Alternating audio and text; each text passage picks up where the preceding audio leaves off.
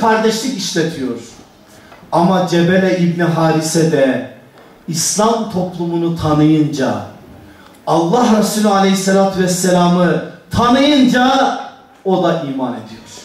Efendimizin huzurunda bir gün gelip iman ettiği zaman en gür seda ile tekbir nidasını Mescid-i Nebevi'nin ortasında dile getiren Cebele İbni Harise oluyor.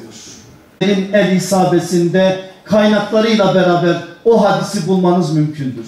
Nedir o hadis? Geliyor.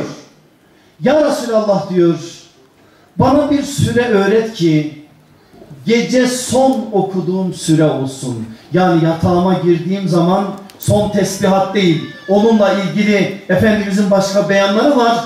Cebele'nin sorduğu soru başka. Son okuduğum süre ayetler olsun. 8. yılına bir götüreyim. Ondan sonra asıl söyleyeceğim sözlere sözü bir yaslayayım. Allah Resulü Aleyhisselatü Vesselam Harise İbni Ümeyye isimli bir elçi göndermiş Bizans toprağına, ama o elçi orada şehit edilmiş. Efendimiz de bir Müslümanın kanı yerde kalmasın diye İslam'ın devlet olduğu o günlerde haydi demiş, bir ordu hazırlatmış, ordunun komutanlarını da Mescid-i Nebevi'de beyan etmiş. Ama beyanı biraz farklı bir beyandır. 3 isim arka arkaya saymış. Demiş ki ordunun komutanı Zeyd bin Harise'dir.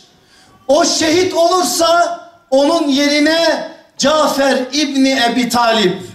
O da şehit olursa onun yerine Abdullah İbni Revaha. O da şehit olursa onun yerine Allah'ın kılıçlarından bir kılıç. Kim? Onlar biliyor kim olduğunu ama isim yok. O şekilde beyan ediliyor. 3000 kişilik ordu yürüyor oraya. Ve aynen Resulullah'ın dediği gibi oluyor. Zeyd de şehit oluyor. Cafer de şehit oluyor. Abdullah da şehit oluyor. Ondan sonra komutayı Allah'ın kılıçlarından bir kılıç olan Seyfullah lakaplı Halid İbni Velid alıyor. Savaş farklı bir biçimde orada cereyan ediyor. Geri dönüp geliyor İslam ordusu. Efendimiz Aleyhisselatü Vesselam'ın verdiği haber doğru çıkmıştır. Belki uzun bir zamandır gelmiyordum ama benim doğduğum topraklara burası çok yakın. Çok gelip gittiğim bir yerdi burası. Çok da severim sizi, bu toprakları da. Bilirim buradaki insanın misafirperverliğini, güzelliğini, alıp da bunları da üreteceğinizi ve Ağrı Dağı gibi bir dağ, bir ayet burada dururken onun adı da Cebelül Haris iken, yani koruyan bir dağ iken, İnşallah sizler de imanın koruyucuları olacaksınız. Sahabe sevgisini sadece onlara karşı bir vefa gereği olarak ortaya konulabilecek bir şey olarak anlama. Sahabe bizim için dindir. Enes bin Malik'siz din mi olur Allah aşkına? İbni Abbas bizim için dindir. İbni Abbas'sız din mi, ibadet mi olur Allah aşkına? Sen sahabe binasını yıkarsan din binası diye bir şey olmaz. Bak bugün sahabeyi senin nazarından düşürmeye çalışanlar ne yapıyorlar biliyor musun?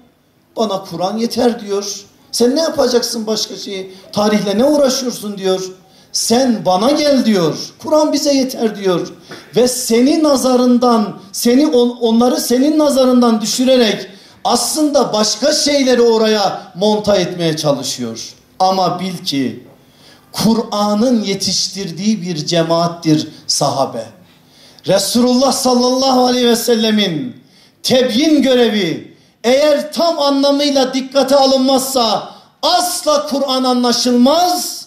Kur'an'ın cemaati olan sahabenin uygulamaları dikkate alınmazsa asla Allah'ın razı olduğu iman hamlesi ortaya çıkmaz. O halde Ağrı Dağı gibi sarsılmaz bir imanı elde etmelisin ki mahrum yüreklere hidayetin nurunu taşıyan bahtiyarlardan kılınabilesin.